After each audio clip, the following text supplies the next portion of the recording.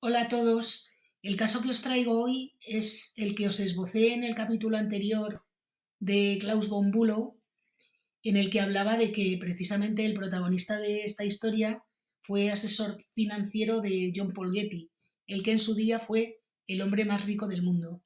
Pues bien, este hombre que contaba su fortuna por miles de millones era también el hombre más avaro que os podéis imaginar, y esta avaricia y su mezquindad llevaron a la destrucción de toda la familia.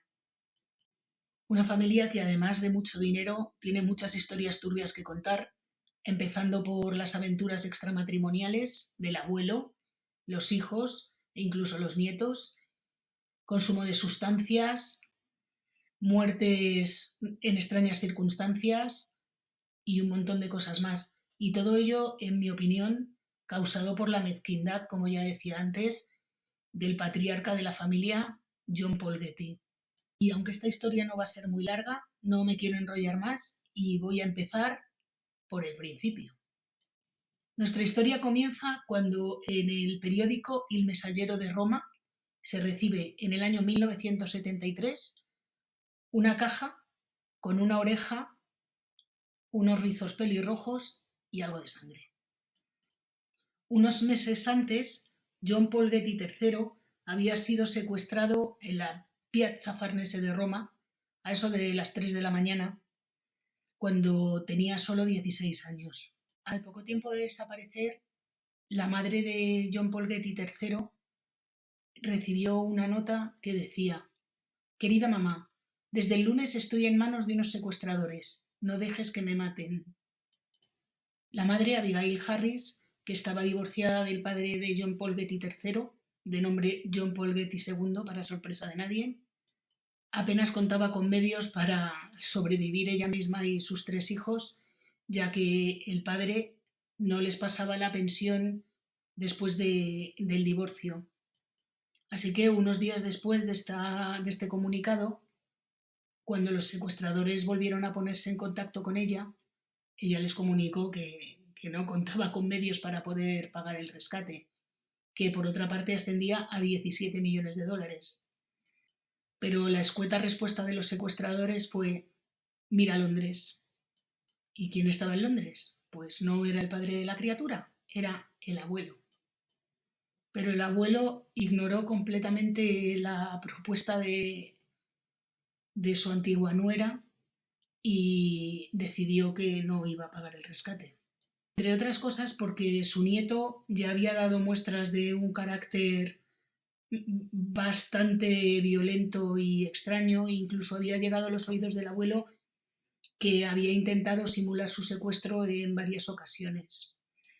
Aunque John Paul Getty III contaba solo con 16 años, ya no vivía en casa de su madre y había sido expulsado de 8 escuelas privadas y malvivía de vender chatarra y de pintar algún cuadro para sacar dinero.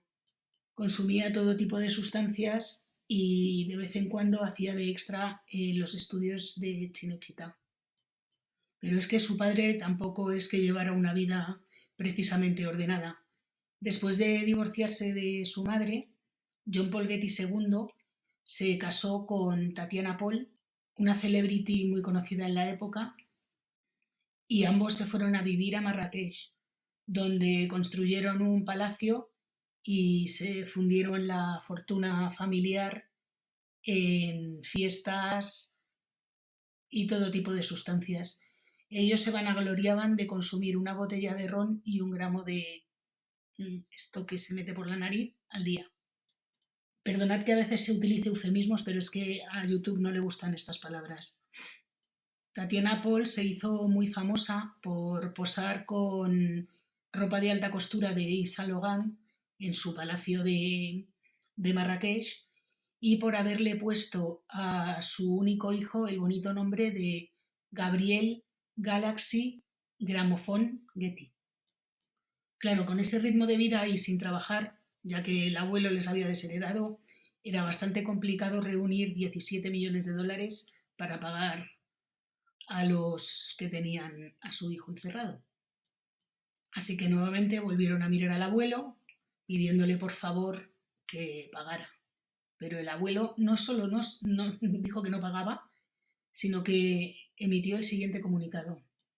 Y lo hizo emitiendo un comunicado de prensa para que todo el mundo quedara enterado de lo siguiente. Tengo 14 nietos. Si pago un rescate tendré 14 nietos secuestrados. ¿Cómo quedáis? Pues así se quedaron más o menos los secuestradores a cuadros. El caso es que cuando habían pasado unos cuantos meses de que el chaval desapareciera, concretamente 4 meses, fue cuando llegó a la redacción del periódico la cajita con la oreja, el mechón de pelo y una nota diciendo que habían rebajado sus pretensiones económicas a 3 millones de dólares, pero que de ahí no bajaban y que si no pagaban iban a seguir mutilando otras partes del cuerpo del chaval. Por lo visto esto debió ablandar un poco al abuelo, que se decidió a pagar, pero aún así no pagó todo el rescate, hizo una cosa verdaderamente increíble. Consultó con sus asesores financieros que le dijeron que el máximo desgravable eran 2,2 millones de dólares. Así que el hombre decidió que solo iba a pagar 2,2 millones de dólares, ni un centavo más. Y como los secuestradores no bajaban sus pretensiones, pues los 800.000 dólares restantes decidió prestárselos al módico interés del 4% a su hijo. Así que el hijo tuvo que pagar los 800.000 dólares más el 4% de interés a su propio padre por el secuestro de un chaval de 16 años. Todo muy generoso, caritativo y cariñoso por parte del abuelo. Para añadir un poco de dramatismo al asunto, resulta que la caja en la que llegó la oreja de John Paul Getty III se retrasó más de un mes en entregarse, porque había una huelga de correos en Italia que había paralizado todos los envíos. Y entonces los secuestradores estaban ya muy, muy nerviosos, entre otras cosas porque no sabían si se había entregado, si no se había entregado y si lo que estaban haciendo era directamente no pagar. No me quiero imaginar la situación en la que estaba John Paul Getty III, que estaba atado 23 horas al día, al que le habían cortado una oreja, que no sabía nada de su familia y estaba en una cueva sin ver la luz del sol durante meses. Una vez entregado el dinero, que por cierto fue una maniobra orquestada entre la policía italiana y un detective privado americano que había contratado a la familia, bueno, pues digo que después de entregado el dinero, un camionero que se dirigía a Salerno vio a una persona en medio de la carretera en un día en el que llovía muchísimo, que hacía gestos para que parara el camión. Cuando el conductor, que se llamaba Antonio Tedesco, paró, le dijo: soy un secuestrado cautivo, necesito un teléfono para llamar a mi madre en Roma. El chaval llamó a su madre, la madre llamó a los carabinieri, que se presentaron de inmediato donde estaba él, y lo primero que les dijo es: soy Paul Getty, ¿puedo fumarme un cigarrillo, por favor? Y se desmoronó. Evidentemente el estado en el que se encontraba y que le faltaba una oreja demostraba que el que había aparecido era realmente John Paul Getty III. Los secuestradores fueron arrestados un mes después en Roma, ya que el detective que había contratado a la familia logró sacar unas imágenes de la matrícula del coche en el que se habían llevado el dinero y esto les hizo localizarles. Una vez en casa, su madre, la madre de John Paul Getty III, le instó a que llamara a su abuelo para darle las gracias por haber pagado el dinero del rescate. Pero el abuelo, haciendo honor a este carácter tan estupendo que tenía, se negó a cogerle el teléfono. Esto ya me parece una cosa verdaderamente indignante. Es que es como si el abuelo le echara la culpa al pobre chaval de haber sido secuestrado. O sea, es increíble. Un año después de ser liberado, John Paul Getty se casó con una novia alemana que tenía en aquel momento, que se llamaba Gisela Martin Sacker, que era 6 años mayor que él. el abuelo, que aún no le dirigía la palabra, decidió cortarle cualquier acceso a la fortuna familiar. Cuentan que no tuvo ningún tipo de apoyo psicológico y que John Paul Getty cayó en una espiral de alcohol y consumo de sustancias que lo llevó a una vida horrorosa. Se trasladó a Los Ángeles con su mujer, pero en 1981 sufrió un ataque cerebral que lo dejó cuadrapléjico y prácticamente ciego. En ese momento su abuelo ya había muerto y su padre había heredado una buena parte de la fortuna familiar. Pero como en esta familia son todos, no sé ni cómo definirlos, el padre se negó a pagar los gastos médicos derivados de la enfermedad de su hijo, que ascendían a $28.000 mensuales. Así que la madre tuvo que demandarle para que asumiera las facturas. En 1992 se divorció de Gisela y volvió a vivir con su madre la mayor parte del tiempo en Irlanda y en Italia, aunque los últimos días de su vida los pasó en una residencia de su padre en el sur de Inglaterra. Esta residencia que le había cedido su padre, que había sido herencia familiar, era una manera de ahorrarse parte de los $28.000 de gastos médicos. Y después de ver cómo era el padre de John Paul Getty III y de cómo había actuado el abuelo, podías pensar que John Paul Getty era un hombre con una trayectoria intachable, con una moral fuera de cualquier duda. Pues no, todo lo contrario. Y la avaricia, aunque era un rasgo bastante característico de este individuo, no era el único de sus defectos. Sí, el más llamativo, pero desde luego no era el único. John Paul Getty había nacido en Minneapolis, Minnesota, Estados Unidos, el 15 de diciembre de 1892. Estudió en un montón de universidades, entre ellas Berkeley, Oxford y la Universidad de California, donde obtuvo unas calificaciones magníficas. Hablaba y leía latín y griego antiguo, además de francés, italiano, alemán, español y árabe, y un poco de ruso también. Además de una persona cultísima y un gran orador, se le conocía porque sabía trabajar muy duro. Desde muy joven empezó a trabajar en los campos petrolíferos que su familia poseía y allí adquirió los conocimientos sobre el negocio que más tarde le sirvieron para hacerse millonario. Consiguió su primer $1.000.000 en 1916. He vuelto a utilizar aquí esta calculadora de inflación para saber a qué corresponde $1.000.000 de 1916 al cambio actual y me han salido que eran prácticamente $30 millones. Bueno, pues John Paul Getty, que era tan brillante en los negocios y los estudios, un año después de conseguir su primer $1.000.000, decidió retirarse y dedicarse a ser un playboy. Y tal cual se lo comunicó a su padre. Yo desconozco de qué se gana la vida un playboy, o si se la gana o simplemente se dedica a gastar dinero. Lo desconozco, pero esas fueron las palabras que él utilizó para comunicarle a su padre que dejaba los negocios y se retiraba a sus asuntos.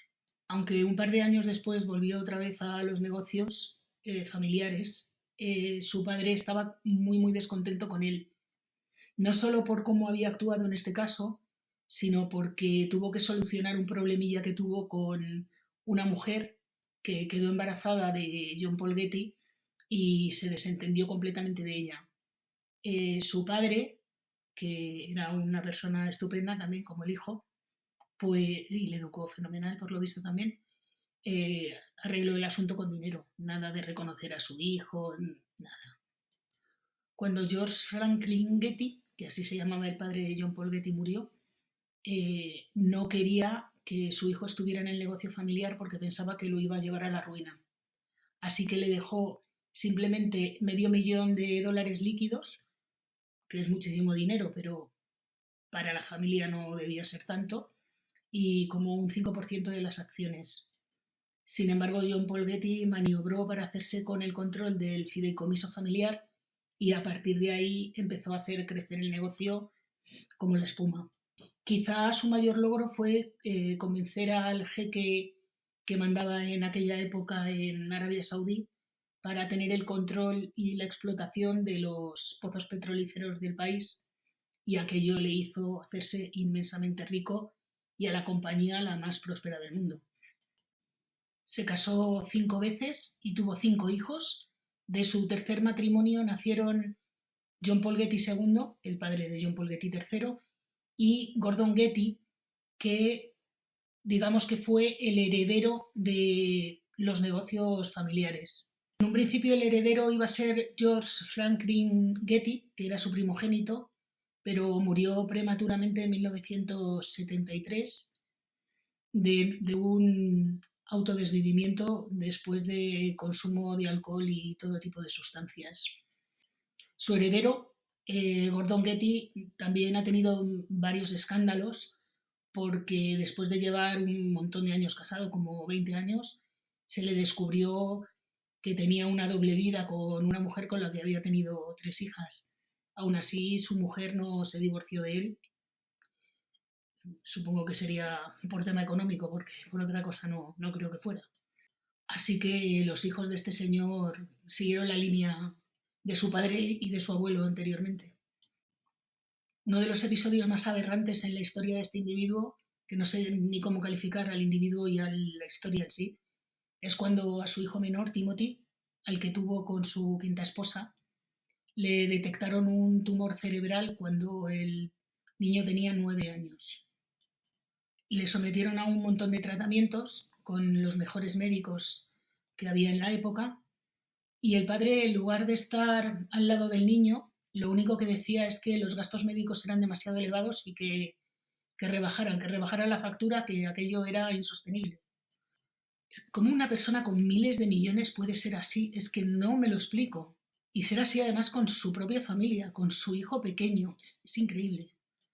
Y aunque este y el secuestro de su nieto quizás sean los episodios de tacañería más significados en su vida, cuentan historias bastante divertidas de este señor. Por ejemplo, cuando se mudó a Inglaterra en los años 50, se compró una mansión inmensa y hizo instalar en ella una cabina de teléfonos pública, porque decía que la gente utilizaba los teléfonos y gastaba su dinero. Así que los invitados que querían llamar por teléfono tenían que llevar moneditas para meterlas en la cabina. Un gran anfitrión este señor. También cuentan que para la inauguración de la mansión hizo una fiesta estupenda en la que dio de comer 4 sándwiches de mala calidad y que los invitados salieron bastante descontentos de la misma. Pero es que no quería gastar. Que bastante hacía con invitarles y que contemplaran su preciosa mansión y las obras de arte que había en ellas. Después de divorciarse de su última esposa, la madre de Timothy, se limitó a tener amantes que, por lo que dicen, las utilizaba simplemente para que mantuvieran la casa y así ahorrar dinero en servicio. Lo que yo no sé es cómo estas señoras consentían. Finalmente, John Paul Getty murió el 6 de julio de 1976 con 83 años y en no muy buenos términos con la mayoría de su familia. El control del negocio familiar lo heredó Gordon Getty, aunque cedió digamos, la dirección del negocio a Texaco en los años 80, y él se dedicó a la composición de música clásica, sin mucho éxito por el momento. Su hijo, el hijo de Gordon, John Gilbert Getty, fue encontrado muerto en una habitación de hotel a los 52 años por consumo de sustancias. Tatiana, la madrastra de John Paul Getty III, también falleció de lo mismo, 2 años después del secuestro. Y el propio John Paul Getty III murió en el año 2011, cuando tenía 54 años, después de pasar casi 30 en una silla de ruedas y prácticamente ciego. Como contrapartida a la vida de John Paul Getty, decir que fue un gran coleccionista de arte y un gran mecenas, coleccionista con muy buen criterio, cuyas colecciones de pintura y escultura han servido para hacer un museo, el Museo John Paul Getty, que actualmente se encuentra en California. Eso creo que es lo único bueno que ha dejado como legado este señor. Bueno, y a sus familiares una gran fortuna. Una gran fortuna que se calcula en más de 5.000 millones de dólares en la actualidad. Como curiosidad decir que el hijo de John Paul Getty, el que tuvo con su novia alemana, ese por el cual su abuelo le desheredó, es un conocido actor que se llama Balthazar Getty. Os pongo una foto. Y aunque no sale mucho en películas de cine, sí que es un conocido actor de televisión. Seguro que os suena. Y hasta aquí la historia de hoy. Espero que os haya gustado. Si es así, dadme un like, suscribiros, activar la campanita y bueno, si queréis, comentadme. Muchas gracias por seguirme.